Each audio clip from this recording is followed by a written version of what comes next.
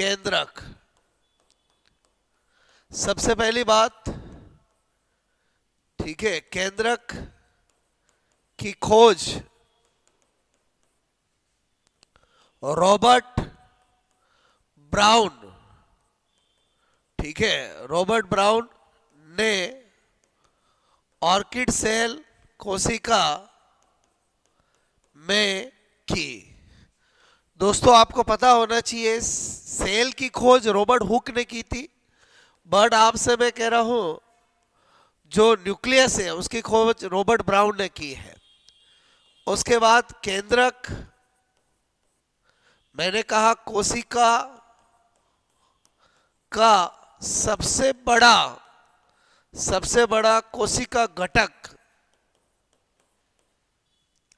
कोशिका घटक, ठीक है, यानी largest cell component, largest cell component, ठीक है, होता है। उसके बाद आपको पता होनी चाहिए बात कि केंद्रक सामान्यतः एक सेल, एक आपसे में को सेल में एक ही होता है, जिन्हें मोनो कैरियोटिक सेल, एक केंद्र के कोशिका, एक केंद्र की कोशिका कहते हैं। परंतु आपको पता है पैरामीशियम, बोलो में क्या होती, बोलो डाई कैरियोटिक सेल, अर्थात दो केंद्रक उपस्थित, एक मेगा न्यूक्लियस गुरु केंद्रक और एक माइक्रो न्यूक्लियस लघु केंद्रक, ठीक है, लघु केंद्रक। बात समझ में? नंबर 5 आपसे मैं कह रहा हूं केंद्रक को कोशिका का मास्टरमाइंड एंड डायरेक्टर, कोशिका का डायरेक्टर, ठीक है, निर्देशक माना जाता है। मैंने कहा हैमरलिंग नामक वैज्ञानिक ने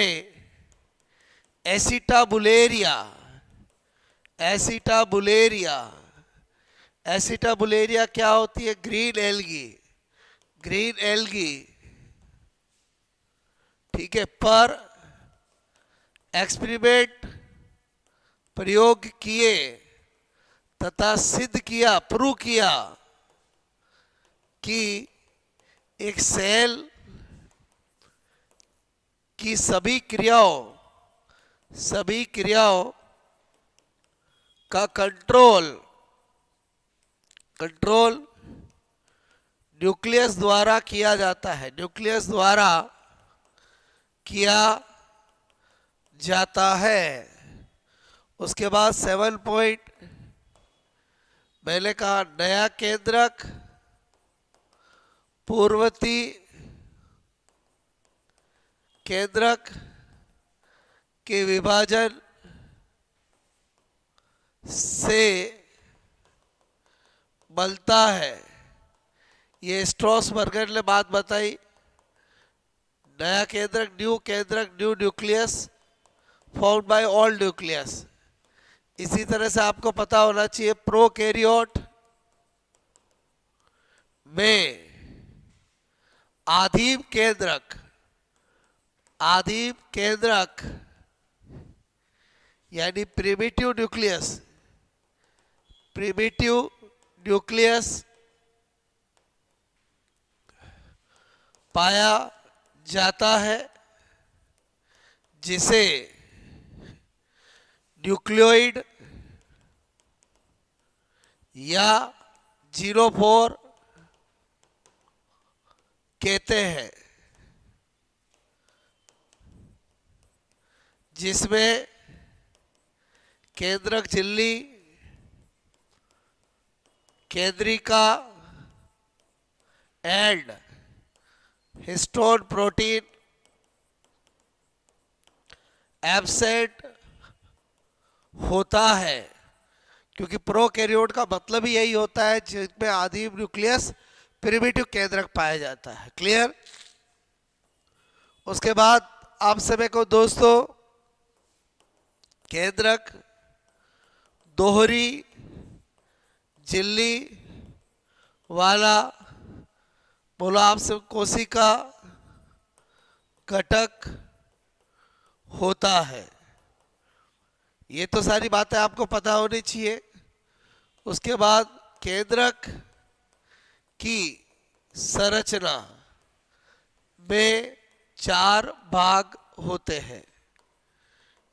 नंबर 1 एक होता है केंद्रक झिल्ली, न्यूक्लियर मेम्ब्रेन, न्यूक्लियर मेम्ब्रेन। एक होता है केंद्रक द्रव्य, न्यूक्लियोप्लाज्म, न्यूक्लियोप्लाज्म। एक होता है केंद्रिका, न्यूक्लियोलस।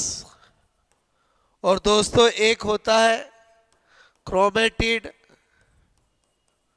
क्रोमेटिड। ठीक है, 4 आपसे मैक्रो भाग होते हैं। स्ट्रक्चर को देखें, स्ट्रक्चर ऑफ न्यूक्लियस, तो आपसे मैं कह रहा हूं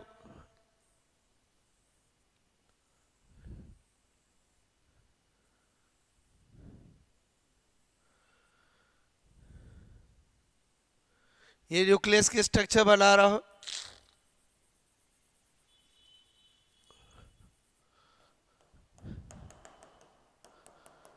ठीक है, इसमें ये यहां से यहां तक 1500 एंगस्ट्रॉन, न्यूक्लियर पोर 800 एंगस्ट्रॉन, ये 100 से 200 एंगस्ट्रॉन।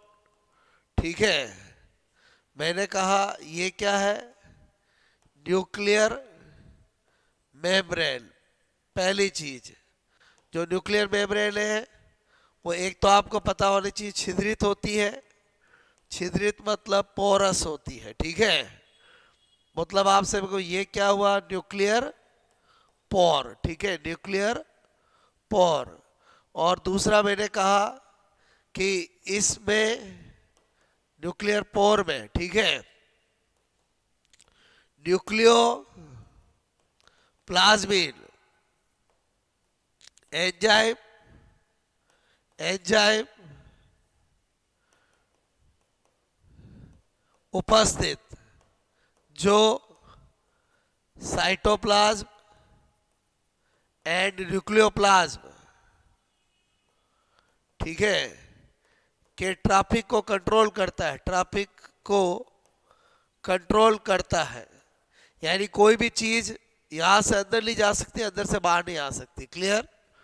उसके बाद ये आपको क्या नजर आ रहा है, न्यूक्लियो प्लाज्म, केंद्रक द्रव्य, केंद्रक द्रव्य। ठीक है,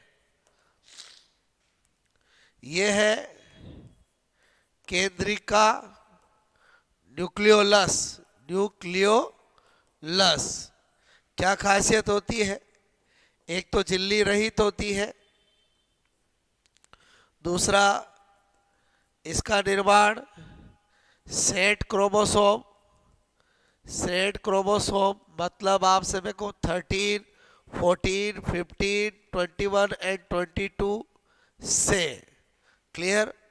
इसका कार्य क्या होता है, बोलो आप सभी को, ये आरएनए एंड राइबोसोम, ठीक है, राइबोसोम का निर्माण करती है। ठीक है, करती है। बात समझ में आए बोलो।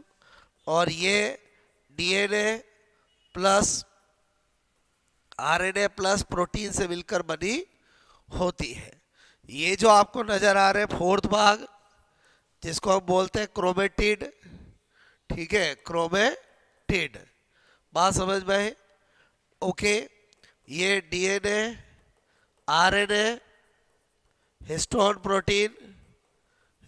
Protein and non histone protein से मिलकर बने होते हैं और सेल डिवीजन के समय प्रोफेज में क्रोमेटिन क्रोमोसोम में बदलते हैं और टीलोफेज में क्रोमोसोम वापस क्रोमेटिन में बदलते हैं। तो आपसे मैं को इस तरह से दोस्तों, मैंने आपको पूरा न्यूक्लियस के बारे में बताया, और यहाँ पर अगर अपन बात करें केंद्रक का कार्य, तो आपको पता होना चाहिए कंट्रोल ऑफ सेल, ठीक है, कोशिका का नियंत्रण। ओके, और जब केंद्रक नियंत्रण नहीं कर पाता है तभी सेल डिवाइड हो जाती है। इसीलिए हमारी लाइफ में जीवन भर शरीर की सभी कोशिकाओं में माइटोसिस विभाजन होते रहते हैं, क्योंकि जब जब केंद्रक बोलो कंट्रोल नहीं कर पाएगा, और कब नहीं कर पाएगा, जब सेल की साइज बड़ी हो जाएगी। क्लियर? स्पेशल नोट, जब सेल की साइज बड़ी हो जाती है और न्यूक्लियस सेल की सभी क्रियाओं पर अच्छे से कंट्रोल नहीं कर पाता है तो सेल डिवाइड हो जाती है। बात समझ में आई? बोलो ओके।